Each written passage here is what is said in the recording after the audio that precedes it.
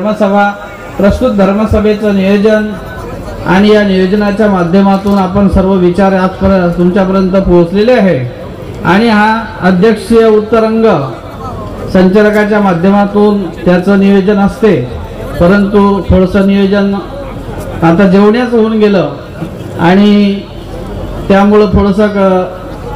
विचाराची देवाणघेवाण याला थोडी मानसिकता लागते आणि म्हणून ती मानसिकता निश्चितच आता बोलण्यासारखी नाही, तरी सुद्धा हे त्रैवार्षिक खिचपुरी महोत्सव आणि आपण सर्वसाधारणतः या निमित्ताने सर्वस्थानी उपस्थित कवीश्वर कुलाचार्य अमरावती निवासी संतस्मरणीय या सोहळ्याचे कार्याध्यक्ष श्री बाबाजी, स्वागताध्यक्ष श्री बाबाजी, सर्व कवीश्वर कुळातील आमनाय भाऊ, आचार्य, संत, महंत, सर्व उपाध्य कुळातील असलेले ज्येष्ठ श्रेष्ठ आचार्य, आमनाय, त्याचप्रमाणे भाऊ,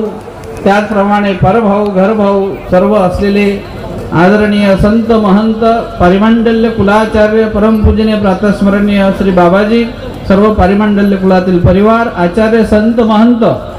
आपण या ठिकाणी या श्री गोविंद प्रभू महाराजांचा असलेला मूर्तिनिष्ठ प्रसाद आणि या प्रसादाचं महात्म्य,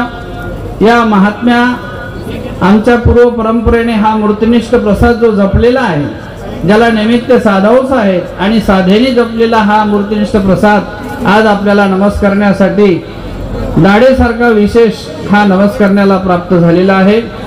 ज्या मूर्तिनिष्ठ प्रसादाला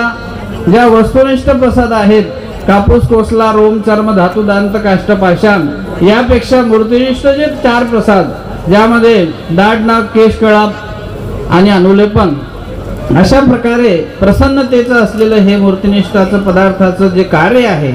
हे आमच्या प्रसन्नतेरूप कार्यातूनच ज्या साधवंताला जी प्रसन्नता आपल्या जीवधारण कार्यासाठी उपयोगी न्यावी लागते, ज्या प्रसन्नतेतून त्याचा जीवनाचा शेवट होत असतो आणि म्हणून असं म्हटलेलं आहे की नित्य की प्रसाद सेवा दिदली सांगाती, त्रिकाळ प्रसाद सेवा करावी। अशा प्रकारे या प्रसन्नतेचं महात्म्य या वस्तूच्या रूपाने आमच्या परंपरेने जपलेलं आहे।